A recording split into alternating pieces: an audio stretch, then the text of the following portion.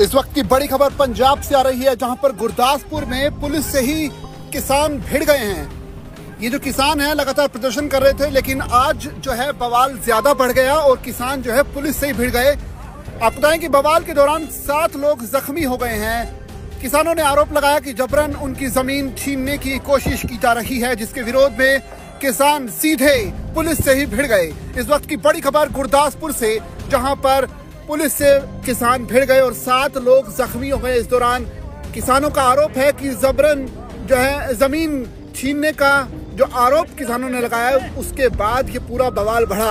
अगर विस्तार से खबर को बताएं तो पंजाब के गुरदासपुर में मंगलवार को यानी आज बवाल हो गया। यहाँ पुलिस और किसानों में जबरदस्त भिड़ंत हो गई। घटना में 7 लोग जख्मी हुए बताए जा रहे हैं। फिलहाल स्थिति का आकलन होना बाकी है। किसानों का आरोप है कि एक्सप्रेसवे के नाम पर जमीनों का अधिग्रहण किया जा रहा है। जमीन के नाम पर सही मुआवजा नहीं दिया जा रहा। किसानों का कहना है कि पहले इसे नोटिस भी नहीं दिया जा रहा, लेकिन जबरदस्ती उनकी जमीनों को छीना जा रहा है और इसका किसानों ने पुरजोर विरोध किया और बाद में बवाल हो गया। किसानों का कहना है कि दिल्ली कटरा एक्सप्रेसवे हाईवे के लिए भूमि अधिग्रहण को लेकर विवाद चल रहा है और गुरदासपुर में जमीन पर कब्जा लेने के दौरान किसानों और पुलिस के बीच झड़प हो गई। किसानों का आरोप है कि प्रशासन ने बिना किसी पहले से सूचना के उनकी जमीन छीनने की कोशिश की और अनुचित मुआवजा देने की पेशकश भी की। विरोध प्रदर्शन इसके बाद अब जारी रहेगा और झड़प में 7 लोग जख्मी बताए जा रहे हैं। आपको बताएं कि इससे पहले 5 मार्च को भी चंडीगढ़ में धरने को लेकर किसानों और पुलिस के बीच में टकराव देखने को मिला था। किसान संगठनों ने मान सरकार के खिलाफ विरोध प्रदर्शन किया था और नाराजगी जताई थी। किसानों का कहना है कि 5 मार्च से 1 हफ्ते तक धरना प्रस्तावित था, यानी 12 मार्च तक ये धरना होना था, लेकिन पूरे पंजाब से किसानों को चंडीगढ़ भी पहुंचना था। उससे पहले ही किसानों नेताओं के साथ जो है पुलिस ने उन्हें हिरासत में लेना शुरू कर दिया।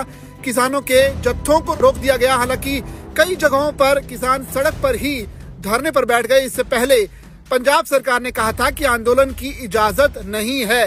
तो चंडीगढ़ प्रशासन ने भी किसानों को शहर के सेक्टर 34 में धरना देने की अनुमति देने से इनकार कर दिया था। चंडीगढ़ की सभी सीमाओं पर बैरिकेडिंग कर दी गई थी। ये किसान जो है ऋण निपटान के लिए एक कानून बनाने और हर खेत तक नहर का पानी सुनिश्चित करने, गन्ना बकाया का भुगतान करने और भारतमाला परियोजना के लिए जमीन के कथित जबरन अधिग्रहण को रोकने की मांग कर रहे थे। यानी किसानों का जो धरना था वो पहले से ही प्रस्तावित था। 7 दिन के लिए ये धरना प्रस्तावित था, यानी कि 5 तारीख को उन्होंने ऐलान किया था। उसी हिसाब से 12 तारीख तक ये धरना होना था। लेकिन दूसरी तरफ पुलिस का कहना है कि चंडीगढ़ पुलिस ने उन्हें धरने की इजाजत नहीं दी, लिहाजा वो धरना नहीं दे सकते थे। लेकिन यहाँ पर दूसरी जगह यानी चंडीगढ़ से अलग हटके गुरदासपुर में बवाल हो गया। किसानों का कहना है कि उनकी जमीनों को जबरदस्ती कब्जा किया जा रहा है।